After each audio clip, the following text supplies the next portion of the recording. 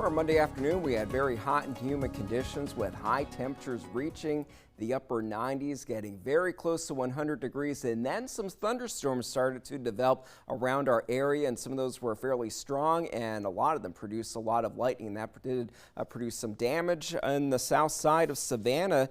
2 adults were displaced after a lightning strike sparked a house fire. This happened in Savannah around 4:30 along the 1400 block of Vassar Street, and fire investigators say that it was caused by a lightning strike, and it has been the fire has since been extinguished, and no word on the extent of the damage there. We can see a tree with no bark on it, likely taking the brunt of that lightning strike. So make sure that whenever you hear thunder roar, you head indoors, because you never know when those lightning bolts can strike. And you can see actually where that lightning strike occurred that caused that fire.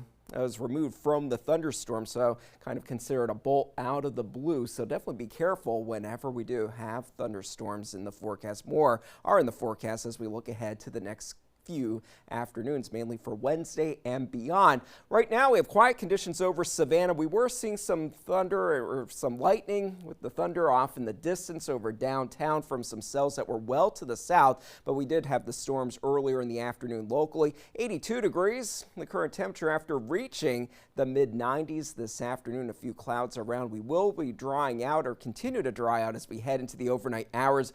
Viper radar scanning the skies. Most of us are drying out at the moment, but just over the past few hours, we did have some heavier cells moving through Tattnall County to Long County down into Wayne County once again throughout the evening hours, dumping some heavy amounts of rainfall. Tomorrow will be mainly dry. We will have a dry start to the day. A few isolated showers or storms are possible during the afternoon hours. High temperatures reaching the upper 90s, and it will be feeling a lot hotter out there. When you factor in the humidity, we will have feels like temperatures approaching 100 to 110 degrees or more, so there's a heat advisory in place for much of the area. So definitely be careful out there. Listen to your body, take plenty of breaks in the air conditioning, stay in the shade, and limit your outdoor activities to the earlier part of the day before conditions become too hot, because if you don't take those precautions, you could end up with heat stroke if your body temperature reaches 103 degrees or more, and at that point you would need medical attention. High pressure is the reason for the hot conditions setting up for us over the next few days, though there is a frontal boundary and a complex of storms moving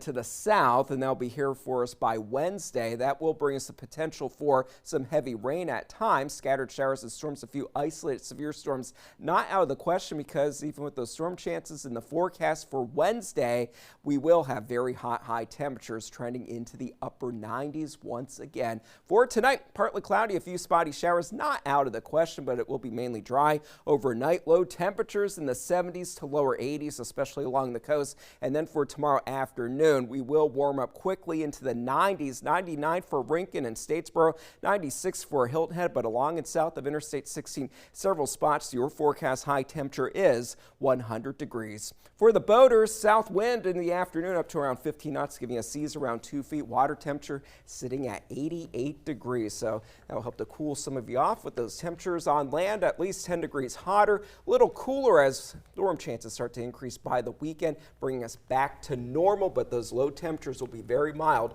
over the next few nights. Okay, thank you so much. We appreciate it. Well, Tybee,